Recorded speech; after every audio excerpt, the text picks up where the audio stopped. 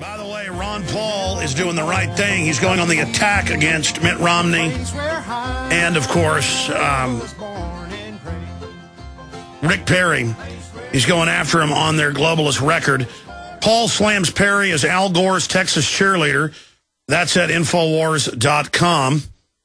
We've got a bunch of other just amazing headlines that have just gone up. Chuck Norris warns of DHS war on white Americans. And the head of Homeland Security has come out and attacked Drudge Report. And, of course, that means us in part because a lot of those DHS articles criticizing her for TSA, of course, were our stories Drudge pushed out nationwide, for calling her a ogre. Well, he just showed ugly photos of her because she is ugly. And she went on to attack him and said, we're honest, the body scanners aren't a problem.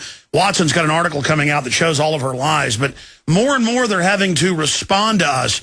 I remember 3 or 4 months ago, the White House responded to our story dealing with energy issues. This really shows what a joke these people are, Gerald. Of course they are. How could anybody believe them? Look at the spectacle that happened this past summer with the debt ceiling issue. It was the D.C. drama queens, the Democrats, against the Beltway circle jerks, the Republicans. How could any respectable person look to a politician like them and have think that they know more than they do? Again, as I've said over and over again, these politicians are no more than the people you hated in high school and college that wanted to become class president and head of the student council. That's all this is. It's Harvard, Princeton, Yale, bullets, bombs, and banks. And you were talking before about the Goldman Sachs gang and the report that came out. This is one big Ponzi scheme. They are suckering in the little people. Am I saying that? No. That came from the king of Ponzi, Bernie Madoff. February 27th. New York Magazine, a telephone interview. He said he learned 2 things when he got into the stock market business. Number 1, the game is rigged. And number 2, it's all a big Ponzi scheme. That's all this is. And by the way, gold prices today hit what? $1,922, and now they've fallen about $60. You're going to see wild swings in the markets. The higher the price goes, the greater the swing. And I have to tell you my greatest concern.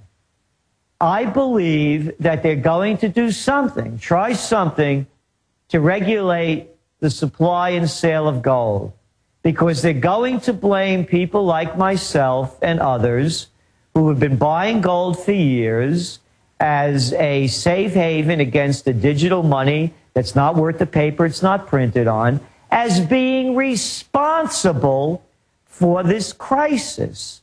Just as the Wall Street barkers and money honey shillettes are out there blaming socialism on the problems in Europe. I hear it every day. No, it's not the Society Generale gang or the Deutsche Bank bandits or the Credit Suisse criminals. No, they're even starting to try to blame Ron Paul. Do 5 more minutes with us, Gerald. We'll be right back. I want to get to more of your calls for those that are patiently holding, talking about the wildfires and the fact that Rick Perry and FEMA can't save you, won't save you. A bunch of other economic news. I've got a whole smattering of key things I want to get into. But, Gerald, I think you've hit on the heart of it here. If you see the internal Homeland Security training manuals going back at least 3 years, it's gun owners, libertarians, Ron Paul supporters, Bob Barr supporters, organic gardeners, anybody who wants to be self-sufficient, anybody who's been warning about what we see historically unfolding, we're now the bad guys. And I do actually see... And I guess that's why you're now making this prediction, or concur with me that you've been seeing it. They're more and more saying, well, Ron Paul stands to gain from everything falling apart. You know, and it's his talk causing this. And I get emails saying, you know, you're the reason the markets are going down. No, it's not Jamie Dimon and Blank Find and Paulson and all these guys. It's not the trillions in derivatives and the trillions they've gotten and their $100 billion bonuses.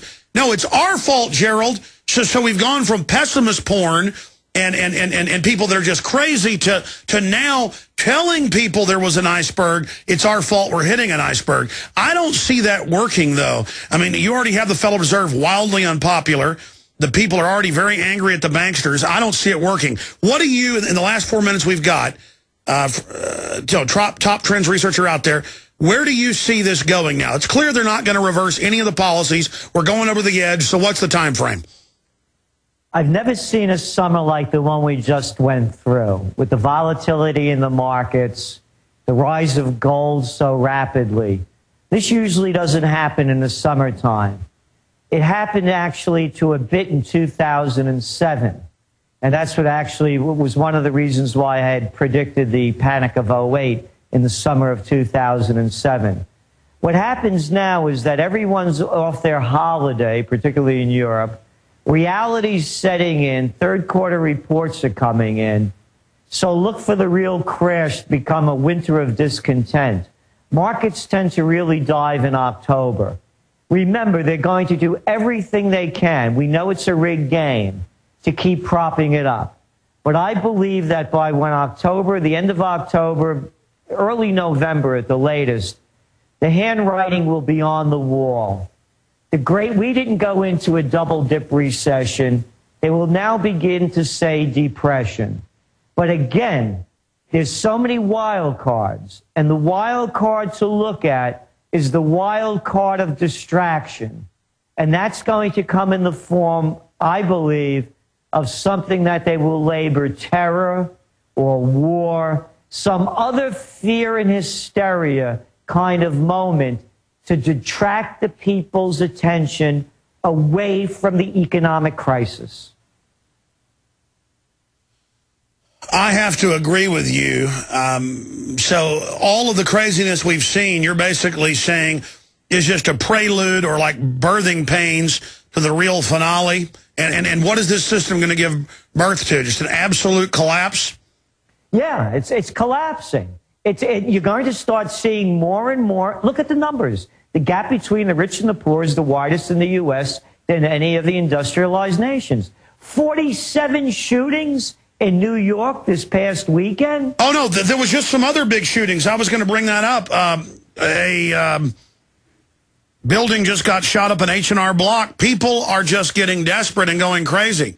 Exactly. And it's happening worldwide, by the way. This isn't just a U.S. phenomenon. But look what they're doing in the U.K. Look how they're cracking down. You know what, Gerald? That's what they're going to do everywhere. And that's what we're trying to say, Alex, is that the worse it gets, the harder they're going to crack down on us. And they'll blame, the looters and the hooligans and none of the economic issues. The sheep will all clap their hands and look for protection. Trends Research. And they're going to do what they did in Europe. Trendsresearch.com. Gerald Celente.